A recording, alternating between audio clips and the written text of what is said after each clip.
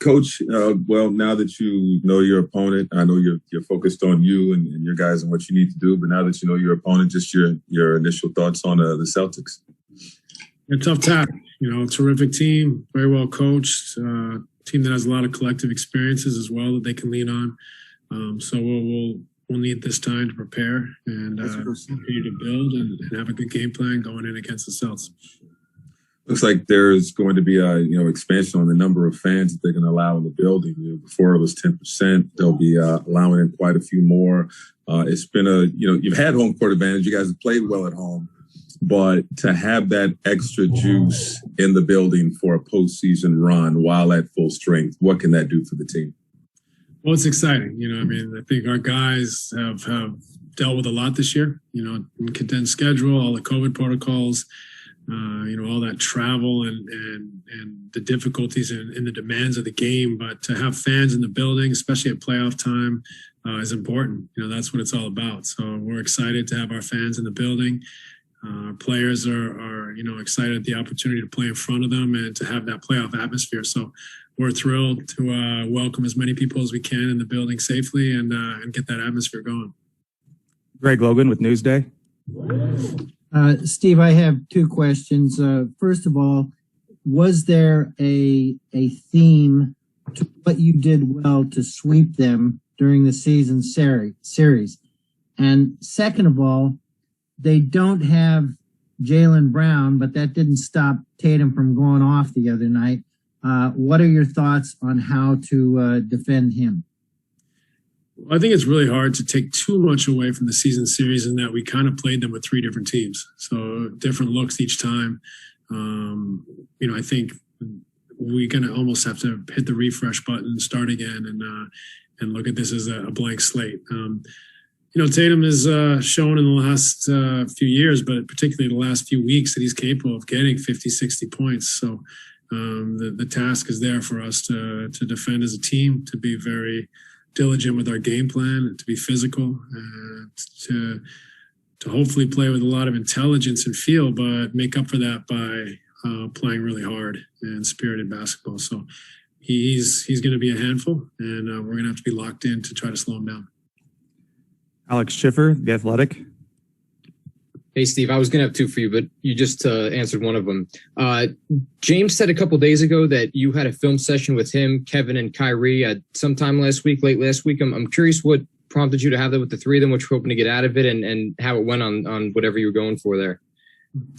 Yeah, it's just always nice to check in and get on the same page. So, we periodically meet and make sure that those guys, as the leaders of the team, those guys who have the most responsibility are in lockstep with the staff as far as how we want to approach things. So it's always good to check in, to go over scenarios, to make sure we're on the same page with game plans and schemes and whatnot. So it's always beneficial, and I think it was productive as well.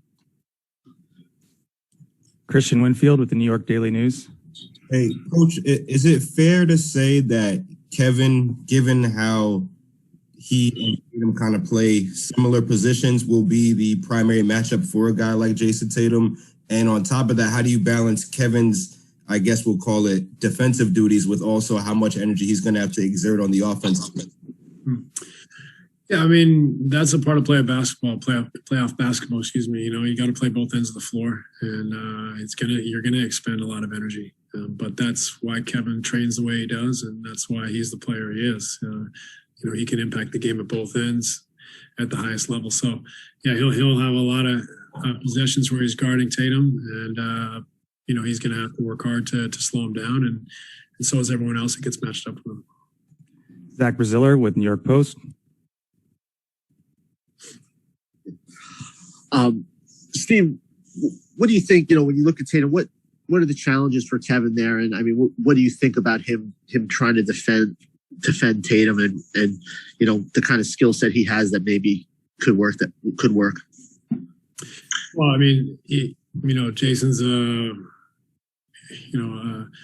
a big guard, so to speak. He's a small forward in a traditional sense, but the way he handles the ball and is able to shoot at all three levels, use his size inside or outside to shoot over people. Kevin can use his length and athleticism to try to negate some of that.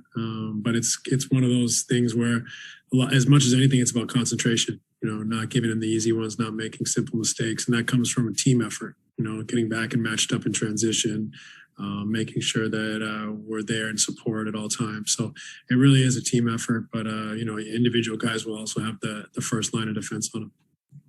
Brian Mahoney, AP.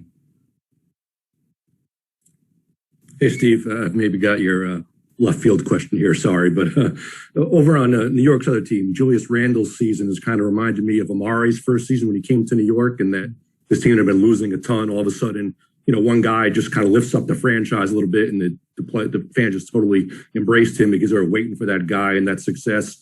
Did you keep tabs that year when he first came to New York and see how things went? And is it sometimes just that even though it's a team game, one guy can elevate everything around him, the franchise? Yeah, I definitely think that's possible.